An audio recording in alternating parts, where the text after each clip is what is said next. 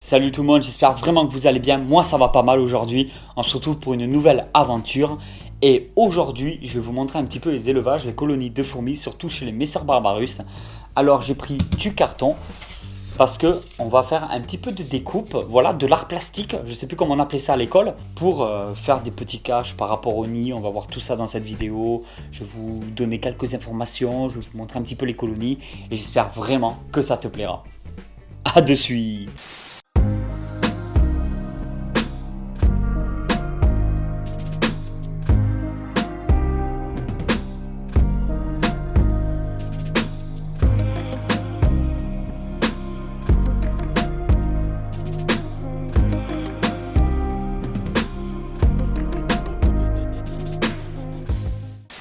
Là, tu vas carrément te foutre de moi. Je me suis aperçu que je n'avais pas de règles chez moi.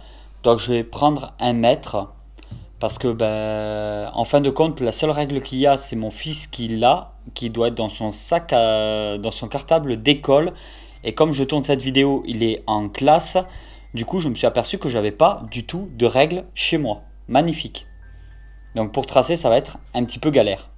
Alors, il me faut une plaque de 10 cm par 19 cm.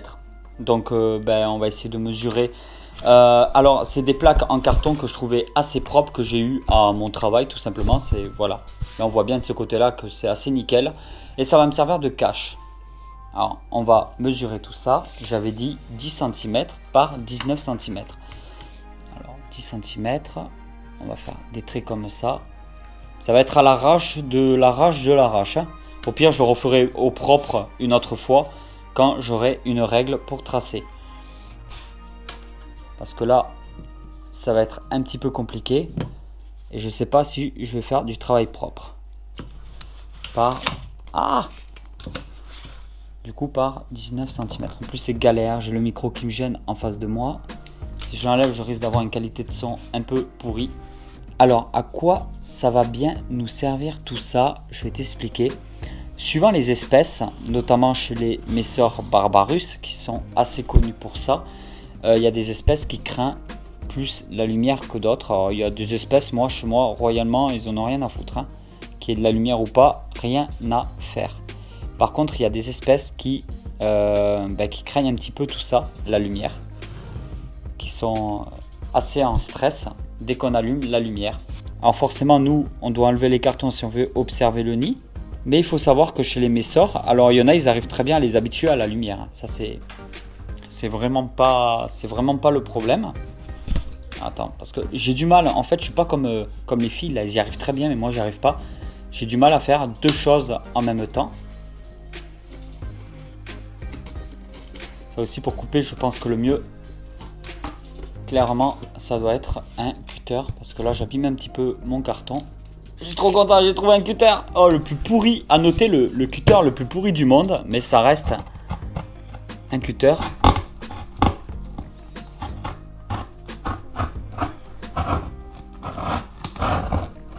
Alors, le deuxième qu'il me faut, c'est un 17 par 13 cm. On va prendre un joli petit carton. 17. Voilà le gâchis de carton que je suis en train de faire. Alors, 17. On est à l'échelle tonton. Bon, je sais que ça vaut pas les tutos fabrication terrarium comme vous avez déjà pu le voir sur la chaîne. Mais je trouve qu'un petit peu comme ça, de petits bricolages fait maison, ce n'est pas trop mal. Ça fait du bien. Alors, ce que je voulais vous dire par rapport aux Messor, c'est que en fin de compte, elles vont toujours rechercher l'endroit le plus sombre. Si vous avez la totalité du nid et de l'aire de chasse en pleine lumière, il n'y a vraiment aucun problème. Par contre, si vous avez le tube de raccord entre le nid et l'aire de chasse qui est ombragé, ou que vous avez une partie de l'aire de chasse ombragée ou une partie de votre nid ombragé, les fourmis vont essayer le plus possible d'aller dans le coin le plus à l'ombre. Et c'est assez chiant pour ça, quoi. Que là, les fourmis elles vont bien profiter du nid parce que la totalité du nid sera dans le noir. Ce que je disais, c'est que les fourmis elles seraient capables en fait d'aller même dans le tube de raccord si elles se trouvent à l'ombre ou dans le noir. au lieu d'être directement dans la partie habitable du nid. Alors ça peut être vite assez contraignant, donc j'aime bien découper des petits cartons pour cacher mes différents nids au niveau du moins des Messor barbarus. Tu peux toujours laisser un petit commentaire pour me dire qu'est-ce que tu fais dans la vie. Si tu es à l'école ou si tu travailles, si tu es à l'école, les formations que tu es en train de faire, les études que tu es en train de faire, et si tu travailles, le métier que tu pratiques. Donc je suis curieux de savoir, le métier que tu pratiques, ça fera partie de la question du jour. À chaque fois que je regarde ces nids, qu'est-ce que je les trouve magnifiques, surtout celui-là qui est énorme. Il me tarde vraiment, j'ai trop envie de le connecter, de mettre mes Messor à l'intérieur. Mais comme je vous ai dit, là il est vraiment grand. Et malgré que mes Messor sont vraiment super nombreuses, j'ai déjà mis une extension de nid exactement comme celui-là.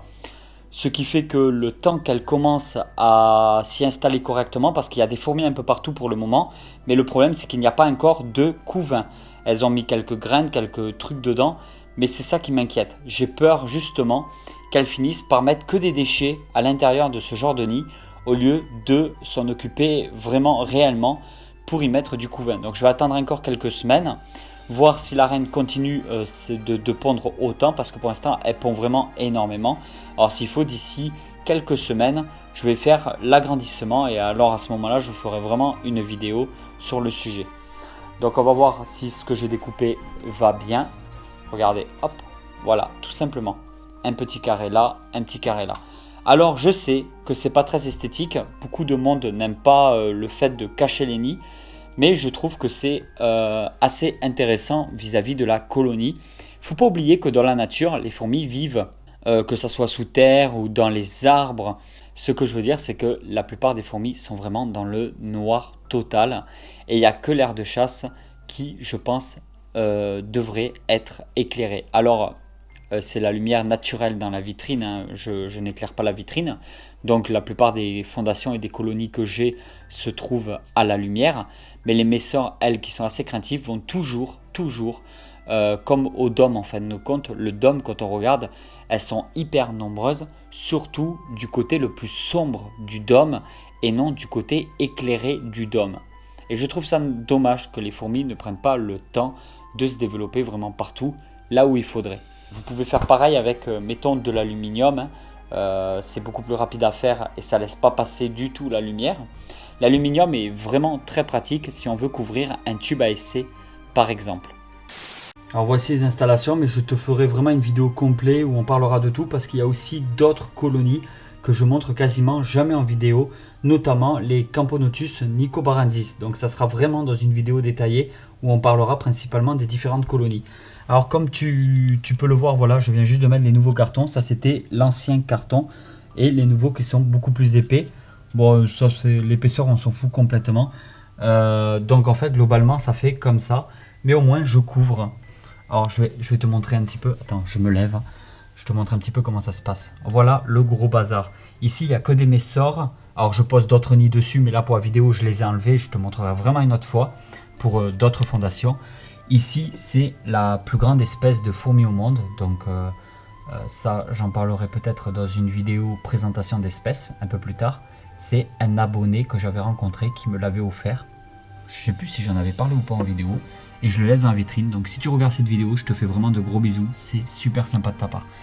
Ici, il y a les Crématogaster scutellaris. Voilà, on en parlera aussi dans une vidéo. Et en fait, d'ailleurs, on va enlever le nid. Comme ça, je vais te montrer vraiment uniquement les Messor. Alors, quand tu regardes comment c'est composé, je te montre vite fait, je ne sais pas si tu avais encore vu. Ici, nous avons un nid appelé le Castelrock que j'avais eu à l'époque. Donc, je l'avais acheté sur le site Microphone.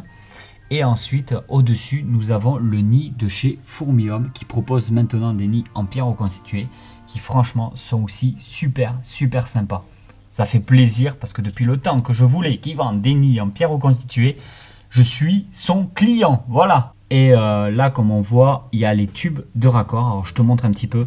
Alors, le Castelrock, il y a un raccord juste là qui part du Castelrock qui est lié directement ici au dôme. Alors, il n'y a pas de tube qui part du dôme à l'air de chasse. Le dôme est juste une extension du Castelrock.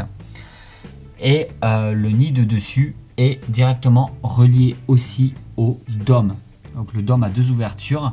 Le dôme est vraiment lié au nid de chez Fourmi-Homme et au Castle Rock. Et ensuite, le tube part là-bas et va directement jusqu'à l'aire de chasse.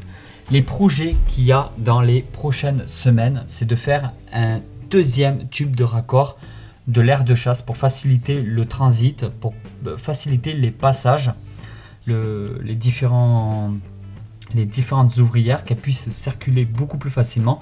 Mon objectif est de mettre un deuxième tube de l'aire de chasse à un de ces nids, probablement connecté à celui-là. Passer d'ici, sortir de la vitrine et partir directement jusqu'à l'aire de chasse qui a tout au fond là-bas. Alors je vais te montrer comment ça se passe. Forcément, depuis que j'ai réouvert, elle me dépose les graines là, les déchets ici, donc ça sert aussi de dépotoir. Et quand on ferme, elle crée le pain à fourmis ici et il n'y a plus de dépotoir. Le problème, c'est que j'ai réouvert suite au manque d'aération qu'il y avait. Parce que si je ferme le dôme, je fais un petit rappel, si je ferme ici, il n'y a plus rien qui oxygène tous les nids qui se trouvent ici. C'est-à-dire que le seul endroit où l'oxygène passe, où l'air peut circuler, c'est ce tube-là qui va jusqu'à l'aire de chasse. Quand je mettrai le deuxième tube de l'aire de chasse à relier à ces nids-là, je pense que je vais refermer le dôme. Donc elles nettoieront elles-mêmes parce que je l'avais déjà fait. Quand je ferme le dôme, ce qui se passe, c'est que les ouvrières transportent tous les déchets pour les mettre dans l'aire de chasse. Mais pour l'instant, elles ne se prennent pas la tête. Elles mettent les déchets en surface, ça évite de retaper un trajet jusqu'à l'aire de chasse. Les fourmis sont très bien organisées, ça c'est pas le problème. Mais il ne faut pas oublier qu'elles cherchent aussi la simplicité et la facilité. Pourquoi une ouvrière, si elle craint le pain? Parce que les ouvrières, alors je vais t'expliquer un peu comment ça se passe. Ici, nous avons l'aire de chasse. Voilà, désolé, il n'y a pas d'éclairage là actuellement au niveau de l'aire de chasse. Je ne comptais pas la filmer aujourd'hui. Là, comme tu peux le voir, il y a différents substrats, il y a plein de graines partout. Parce que les Messor barbarus, c'est la seule espèce de fourmi que je possède chez moi où je donne vraiment à volonté en permanence de la nourriture. Alors, ce qui se passe, c'est ici, on fait vraiment le récap du début. Il y a 2 trous de raccord. Donc, ça veut dire que les fourmis passent par là et par là pour aller dans les différents nids qu'il y a au fond. Mais il n'y a qu'un tuyau, il n'y a qu'un tube. Donc, en fait, ces 2 trous à l'intérieur, ils sont raccordés entre eux. Alors, on va juste ouvrir ça. Voilà, comme tu peux le voir là. Regarde-moi ça. C'est tout raccordé. Ça veut dire que les 2 trous qu'il y a de l'aire de chasse sont raccordés entre eux. Et moi, j'aimerais mettre un second tube. Donc, défaire ici le branchement, mettre un deuxième tube qui part jusqu'à l'aire de chasse. Il faut vraiment que je travaille là-dessus. Et en moins, ça circulerait beaucoup mieux. Parce que pour l'instant, ça circule comme ça. Regardez là, on peut le voir. Hein. Et là, en fait, ce qui se passe, c'est que du coup, les fourmis, elles vont derrière le canapé. Elles passent là. Donc, c'est un tube qui fait plusieurs mètres. Ici. Alors, c'est surtout le soir où on voit toutes les fourmis circuler. C'est vraiment impressionnant. Et ensuite, ça va du coup jusqu'à la vitrine. Elles arrivent là avec les graines et la nourriture, quand je des insectes, des choses comme ça. Elles vont à l'intérieur ici. Et ici, il y a un peu de poussière tout autour. Putain, j'ai honte. Et là-dedans, en fait, c'est l'aire de chasse du Castle Rock où il y a un couvercle avec trou d'aération. Et du coup, en fait, toutes les graines, si on regarde bien à l'intérieur, mais c'est délicat pour vraiment observer, toutes les graines qui se trouvent à l'intérieur viennent de l'aire de chasse. Et le pain à fourmis est créé directement dans cette salle-là. Ici, nous avons en dessous de ce carton juste beaucoup d'ouvrières rassemblées ensemble. Et c'est une partie très sec. Je ne mets jamais d'eau dans ce petit nid-là. La réserve est juste là, comme tu vois au travers du miroir. Je ne mets jamais d'eau. Ça reste sec. Comme ça sert aussi de grenier de graines. Et des fois, elles font des stocks de graines ici et là. Mais elles créent vraiment le pain à fourmis ici. Donc ce tube, comme je t'ai dit, vient de l'aire de chasse. Va ici où elles créent le pain à fourmis. Et de là, elles vont soit ici. Et ici se trouve le couvain. Alors, comme tu peux le voir, c'est blindé aussi. Les fourmis, là, il y en a plusieurs milliers entassées les unes sur les autres. Mais ça, c'est parce qu'elles veulent bien, parce qu'il y a vraiment beaucoup de place. Et ici se trouve la reine. Souvent dans cette salle-là se trouve la reine. Et beaucoup de couvains. C'est un nid humide en permanence. Il y a pas mal d'humidité quand même dans ce nid. Voilà, je remets de l'eau dans la réserve ici régulièrement. On va dire 2 fois par semaine. Je remplis une fois la réserve, 2 fois par semaine. Voilà, donc à chaque fois que je la remplis, je mets une fois de l'eau. Après, le nid va absorber l'eau, mais je ne remplis pas. Et je fais ça à peu près 2 fois par semaine. Du coup, c'est un nid qui est relativement assez humide. Il y a un petit peu d'humidité, ça se voit. Et la reine pond ici. Il y a tous les œufs, les larves, tout ça qui se trouve vraiment dans cet endroit-là. On va remettre ça ici. Ensuite, alors voilà tout le tour du Castle Rock. Ensuite du Castle Rock, quand elle crée le pain à fourmis, elle passe dans ce tube. Et là, nous avons le dôme. Le dôme, donc tous les déchets du pain à fourmis qui se trouvent ici, elles le mettent là. Comme je vous ai dit, elles vont pas retourner là-bas dans l'aire de chasse, mettre les déchets. Et ça, c'est vraiment quelque chose qui m'embête beaucoup. Comme vous pouvez le voir, il y a aussi beaucoup d'humidité parce que je me sers du dôme comme un nid assez humide qui n'est pas plein à craquer, comme vous pouvez le voir de ce côté-là. Comme je vous dis, parce que c'est une partie qui est avec de la lumière naturelle, donc éclairage naturel du salon ou du soleil de dehors avec les rideaux. Et du coup, on voit bien que cette partie-là, il n'y a pas beaucoup de fourmis. Mais plus on va de ce côté-là, regardez les fourmis, elles se blindent dans les zones les plus sombres. Mais je crois qu'il n'y a pas de couvain en fait. Donc elles se blindent, je ne sais pas qu'est-ce qu'ils y foutent. Mais je crois pas qu'il y a du couvain là-dedans. Ou très peu de couvain. La nurserie, comme on va l'appeler, se trouve vraiment dans cette salle-là. Alors comme vous pouvez le voir, là c'est pas blindé. Là c'est blindé. Là c'est pas blindé. Et du coup j'ai fait cette extension. Alors ça c'est le nouveau nid en pierre reconstituée que je teste actuellement de chez Fourmium. Et comme vous pouvez le voir, pour l'instant il n'y a pas grand chose qui s'y passe. Elles se retrouvent confinées dans quelques salles.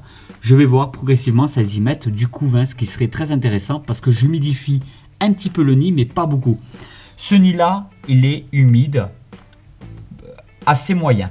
Celui-là, il est quand même plus humide. Je l'humidifie un peu plus souvent. Celui-là, il sera humidifié très peu. Et cette partie-là est 100% sec. Alors, je trouve que c'est très intéressant de faire plusieurs paramètres différents parce que dans les zones dans le nid qui sera très sec, forcément, elles vont s'en servir de grenier de graines pour pouvoir stocker les graines avant d'en faire du pain à fourmis. Les zones un peu plus humides, les fourmis mettent du couvain, j'ai remarqué. Cette zone qui est beaucoup plus humide, je n'ai pas observé de couvain, mais elles s'y rassemblent quand même, les fourmis, et elles mettent les déchets au-dessus. Ce nid-là, pour l'instant, il n'y a pas grand-chose. Ça fait quelques jours que j'y mets. Donc, il y a des fourmis qui y sont allées. Pour l'instant, elles ont mis des déchets à ce niveau-là, ce qui ne me plaît pas du tout. Alors, comme je vous l'ai dit, si elles commencent à mettre du déchet dans les nids, c'est pas du tout intéressant pour moi. C'est pas le but recherché. Donc, c'est pour ça que je vais vraiment couvrir ce nid à fond avec mon nouveau carton. Comme ça, les fourmis, peut-être qu'elles auront envie de mettre du couvain. Si elles commencent à mettre du couvain là-dedans, elles vont vraiment le considérer comme un nid à part entière et ça va devenir vraiment très intéressant. Tant que les fourmis ne se développent pas plus à ce niveau-là, je ne vais pas chercher plus loin et je ne vais pas faire d'extension supplémentaire sous peine d'avoir un nid bourré de cochonneries qui ne me sert pas à grand chose d'autre que de dépotoir et de nid à acariens. J'espère vraiment que ce style de vidéo vous plaît. J'ai donné beaucoup d'informations, on a fait beaucoup d'observations. N'hésite pas à me mettre un petit pouce bleu, un petit commentaire ou partager la vidéo si vraiment ce genre de vidéo t'intéresse. Je trouve que c'est assez sympa. Alors de temps en temps on me dit que je fais des titres putaclic, des choses comme ça. Ben, je voulais te dire c'est un petit peu le but sur YouTube aussi. J'ai fait plusieurs tests, c'est-à-dire que quand je fais une vidéo où je fais énormément de montage, je travaille beaucoup sur la vidéo, je donne beaucoup d'informations, les vues chute drastiquement, donc ça veut dire que je fais que vraiment très peu de vues par vidéo. Si je fais des titres très simples du genre suivi d'élevage des Messor Barbarus, alors là j'ai tout faux, je vais faire que très peu de vues, donc je fais des titres qui attire un peu plus l'attention en espérant que derrière les personnes qui vont cliquer sur la vidéo ne seront pas déçues. Et du coup, j'essaie vraiment derrière de compenser avec beaucoup d'informations, une bonne qualité au niveau de la vidéo en soi-même, pour essayer que les personnes, une fois cliquées sur la vidéo, ben, ça les intéresse, ils sont intrigués, ils ont envie de continuer à suivre Tonton. Donc c'est un petit peu le fonctionnement que j'essaie de mettre en place, on va voir ça au fur et à mesure du temps. Après que je fasse des vues ou que je fasse pas de vues, en soi, c'est vraiment pas grave parce que je vis pas du tout de YouTube. C'est vraiment le plaisir de partager une passion. Je me considère pas comme un YouTuber en soi-même, hein. Je me considère juste comme une personne qui se sert d'une plateforme de partage pour y mettre des vidéos. Je n'ai pas vraiment de concept bien défini. Je montre juste quelques petits trucs que j'aime partager avec vous. Parce que j'aurais aimé voir plus de vidéos comme ça sur internet. Mais derrière, après, forcément, comme toute personne qui poste des vidéos, eh ben, on regarde notre nombre de vues. Et oui, quand on fait beaucoup de vues, ça fait vraiment plaisir. Et voilà tout le monde, j'espère vraiment que cette vidéo vous a plu. Si cette vidéo vous a plu, vous pouvez toujours la partager, laisser un petit pouce bleu. Je te dis à vendredi 20 h pour une nouvelle aventure. Allez tout le monde, ciao ciao!